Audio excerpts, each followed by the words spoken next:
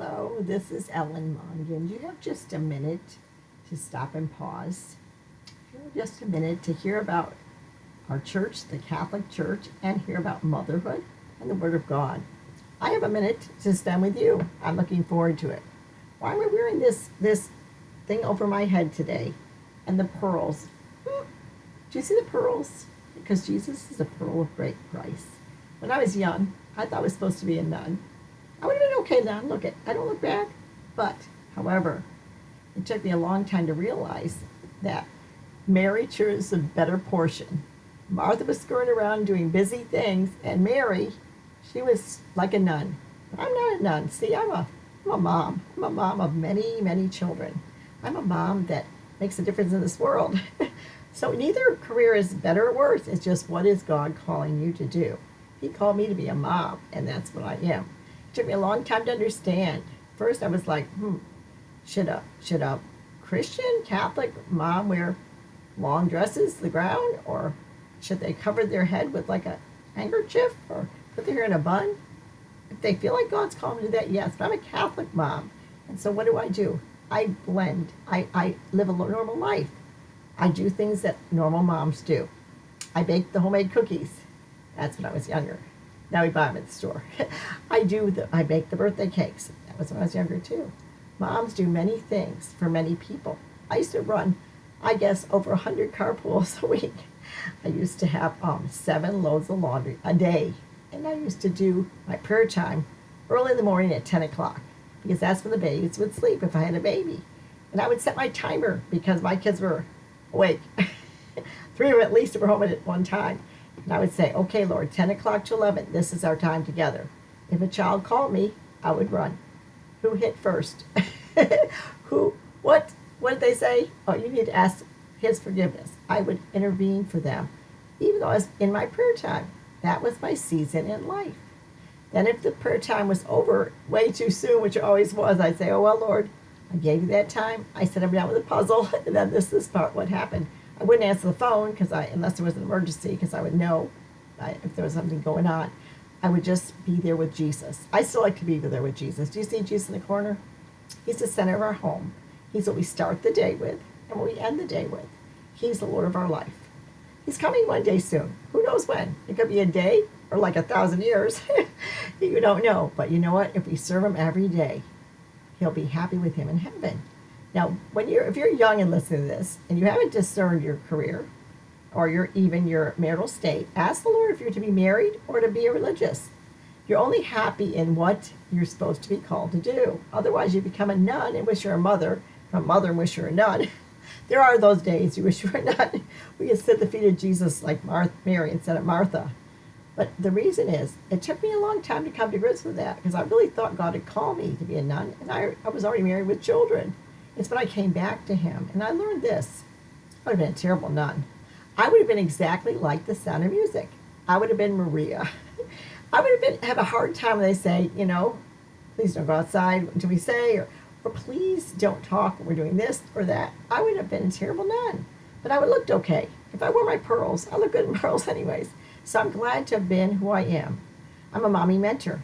See, I teach other mommies how to get through things like first day of school without crying too hard, or toilet train your 3-year-old because they thought they should have been trained at 2.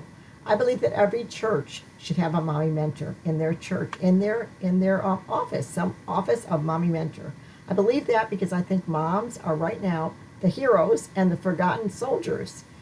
To a mom, if you have 5 children, your 6th one's not toilet training. If you have 6 children, your baby's not toilet training, you begin to worry, especially if the other one's trained at 2. I was that mom.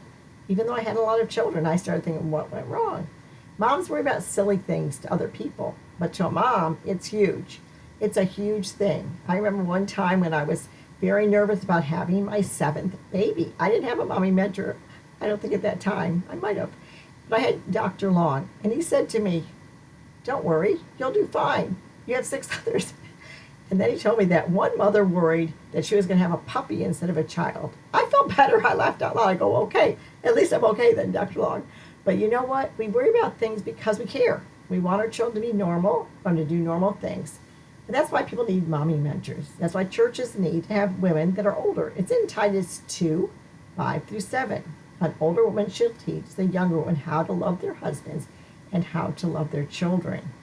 If that sounds good to you, think about it. Ask your pastor. I think everyone should have one. I relate a lot to Jeannie Heidemann. She does Elizabeth Ministry International. That is a great way to start a program in your church and have a mommy mentor. I think it's important, and I really do think that every church should have one. So today I'm talking about, I'm not a nun, but I looked okay with the pearls around my neck. And maybe you're not a nun either. If you're a mommy, embrace the calling with all your heart. Be the best mom you can be. Don't be a mom and wish you were at work. Or don't be a working mom and wish you were home. Be content in what you do. Now that's a hard one. If I had to work on anything every day of my life, it's contentment. Because I have so many ideas and so many ideas of what to do. You know, keep your eyes on Jesus, not on others, just on what he has for you to do. He'll give you creative ideas. In fact, this is my last point now. I always tell you when it's the last point so you don't hang up on me. So, okay, this podcast, I'm turning her off.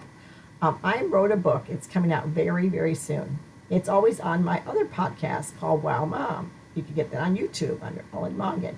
So the Bible study is called Wow Mom, a Walk with God. Wow Mom, a Walk with God. It's a great study for moms. There's lots of things to learn. I think it's the only Bible study, I would guess, I haven't seen one at least, that addresses every area of motherhood. From toilet training to going down the aisle with that, not the toilet trained child. You know, they're already toilet trained with that, hopefully. So we thank you for listening to these podcasts. I've done a lot of them.